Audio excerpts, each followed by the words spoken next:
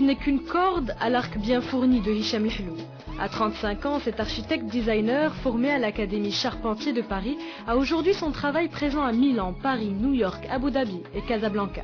Mais c'est la théière baptisée Qubba qui est la signature de Hicham El-Hlou à l'international. Elle fait désormais partie du musée de la marque italienne Alessi à Milan. Son prix est prohibitif, 600 €. Mais Hicham El-Hlou espère bientôt la produire à la chaîne et la voir accessible au plus grand nombre. La théière a été dessinée quand je me baladais en 92 au Sacré-Cœur à Montmartre. J'ai assisté à un concert de musique avec l'orgue et j'ai levé la tête, j'ai vu une magnifique voûte. Et donc c'était l'idée de transposition de l'architecture à un objet. Et on voit la voûte, l'arbalétrier, ou la voûte qu'on retrouve aussi dans l'architecture marocaine ou arabo-andalouse. Si vous allez voir au Zoudeya le fort Al-Mohed, qui est juste à côté du jardin, vous allez voir des voûtes à 3 branches ou à 4 branches. Voilà, donc c'était l'idée de... Voilà pourquoi ça m'a fait connaître, c'est parce que j'ai osé complètement retoucher la théière marocaine. Oser retoucher, rénover. C'est sans doute pour son audace et sa créativité que le maire d'Agadir a fait appel à Hicham El-Hlou pour imaginer une ligne de mobilier urbain. Déjà la démarche est assez unique. Créer toute une ligne de mobilier urbain dédiée à une ville, ça ne s'est jamais fait dans le monde. C'est soit on passe par un catalogue et on choisit des modèles, soit on le fait mais quelques villes l'ont fait. Comme je disais tout à l'heure, parmi 5 seules villes au monde, comme Paris, Buenos Aires, Montréal, etc. Pour la collection Agadir, Hicham El-Hlou a misé sur des lignes épurées.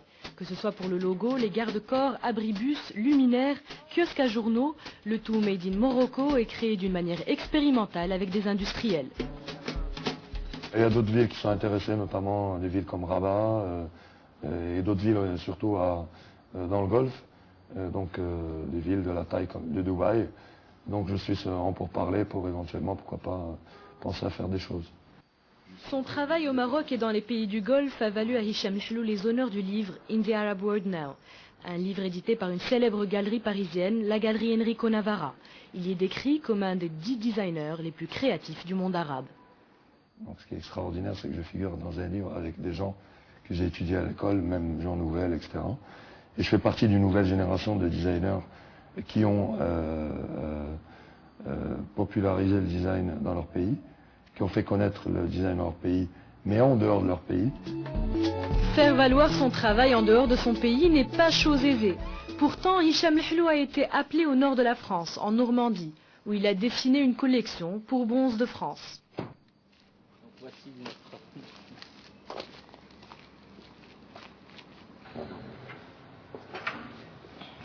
Bonjour Yves. Bonjour, Ça va? Tu vas bien? Très bien. Toi? Un bon voyage? Très bien, ça va. La compagnie est spécialisée dans les objets fabriqués dans des méthodes artisanales et a fourni la quincaillerie décorative d'hôtels prestigieux comme le Crillon ou le Ritz. Pour chaque nouveau modèle, les prototypes sont une étape clé. Rectifier, arrondir les angles, s'adapter à la clientèle. Et là aussi, c'est la fameuse théière qui a été à l'origine du déclic entre Hicham El-Hlou et les décideurs de Bronze de France. On n'aurait pas ce pas-là et ces formes-là. Il faut que ça soit guidé. Une des premières objets qui a retenu mon attention, c'est la théière. J'aimais beaucoup cette forme, ces lignes. Et à partir de là, j'ai senti un crayon, un coup de patte qui me plaisait et j'avais envie d'aller plus loin dans la relation et voir ce qu'on pouvait faire au niveau poignée de porte. Ensuite, j'ai trouvé le nom marrant, Louis La Torsade, pourquoi pas. Donc j'ai essayé de voir par rapport à notre activité, notre positionnement sur des fabrications contemporaines, comment on pouvait développer une gamme où à la fois on avait des formes un petit peu traditionnelles, mais je dirais qu'ils pouvaient s'adapter à des produits contemporains. Qu'elle soit un petit peu peut-être travaillée dans les... À Bronze de France, Hicham El-Hlou a proposé toute une collection intitulée Louis La Torsade et misant sur des lignes épurées et sophistiquées pour différents modèles allant des poignées de porte aux accessoires de décoration.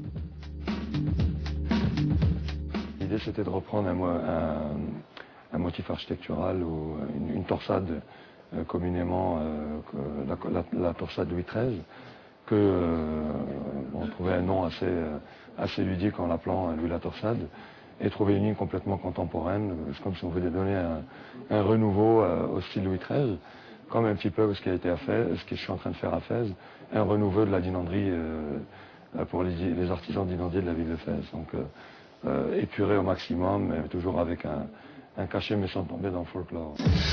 Mais même s'il s'agit ici d'artisanat, les modèles sont travaillés et retravaillés sur 3D.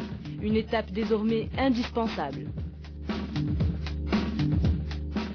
Aujourd'hui, les marques comme Rose de France travaillent avec de la haute technologie et qu'aujourd'hui la technologie doit être présente dans les entreprises. L'artisanat d'art, le design utilise ces technologies et notamment à Fès, ils sont très réceptifs à ça. Donc. Réceptifs